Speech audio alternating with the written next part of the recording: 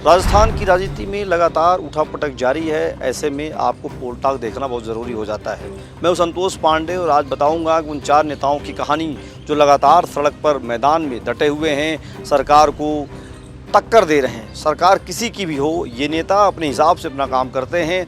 अपने समाज के लिए ये कहीं भी धरने पर बैठ जाते हैं। हम बात कर रहे हैं किरोड़ी लाल मीणा की, हम बात कर रहे हैं विजय बैंसला की, सचिन पायलट की और हनुमान बेनीवाल की। ये वो 4 नेता हैं जिनकी अपने अपने इलाके में बड़ी पकड़ है और लगातार ये समाज में बैठे रहते हैं और बने रहते हैं। आप देखेंगे पिछले 1 महीने में लगातार नेताओं ने अलग अलग तरीके से सरकार पर दबाव बनाने के लिए काम किया। सरकार पर दबाव इनको अपने काम के लिए नहीं करना था, इन्होंने दबाव बनाया जनता के लिए, इनके लोगों के लिए और अपने समाज के लिए। तो शुरुआत करते हैं। सबसे पहले हम एक डिटेल वाइज करेंगे कैसे किस तारीख को किसने क्या किया और कब किया, क्या रही रणनीति। शुरुआत हनुमान बेनीवाल ने किया था, लेकिन अंत किया है इस समय अगर देखा जाए सचिन पायलट ने। पूरा एक वैक्यूम बनाया इन्होंने पॉलिटिकली और अभी चर्चाओं में 4 नेता बने हैं। आइए आपको डिटेल डेट वाइज हम बताते हैं किस नेता ने कब क्या किया। किरोड़ी लाल मीणा ने 29 मई 2025 को कई जिलों में छापेमारी की, किसानों की बात कही और कई अधिकारियों पर, लगभग 11 अधिकारियों पर FIR दर्ज करने की कोशिश की।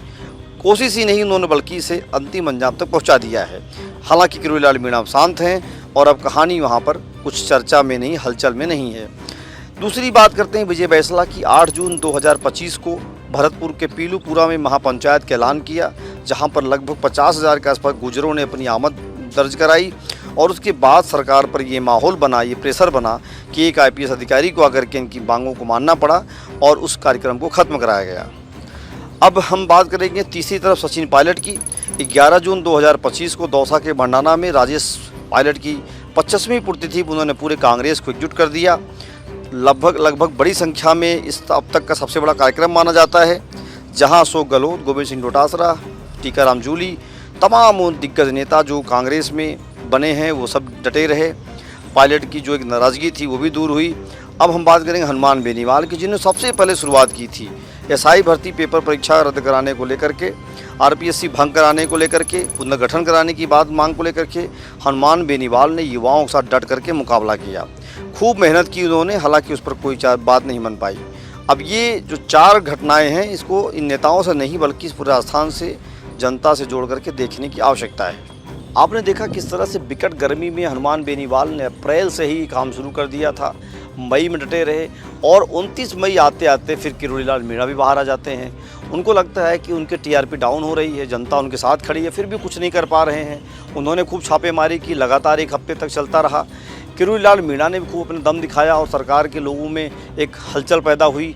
तीसरी तरफ जब ये सारी चीज़ें होने लगी, विजय बैंसला ने भी ऐलान कर दिया कि 8 जून को पीलूपुरा में भी एक महापंचायत होगी, जहां पर गुर्जर समाज इकट्ठा होगा और वहां सरकार को संदेश दिया जाएगा कि हमारे लोगों की मांग नहीं मानी जा रही है।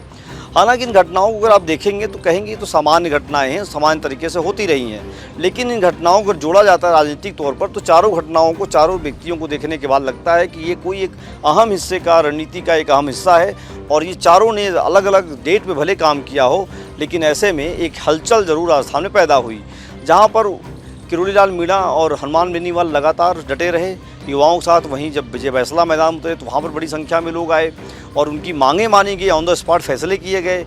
उसके बाद सचिन पायलट ने 11 जून को भंडाना दौसा में जो कार्यक्रम किया, उससे भी बड़ा मैसेज गया है। फिलहाल इस महीने पूरा इन नेताओं ने जिस तरीके का एक माहौल क्रिएट किया है, उससे यहाँ की सियासत में बहुत हलचल है, बहुत उछाल है और हर तरफ अलग अलग चर्चाएँ हो रही हैं। हालांकि ये भी कहा जा रहा है कि बहुत कुछ अभी होना बाकी है। फिलहाल इन नेताओं ने जिस तरीके का एक माहौल पैदा किया है, इसे देख करके लगता है कि चुनाव तो नहीं है, लेकिन चुनाव जैसे माहौल को ज़रूर बना दिया गया है। देखते रहिए पोल टाक। धन्यवाद। जय हिंद, जय भारत।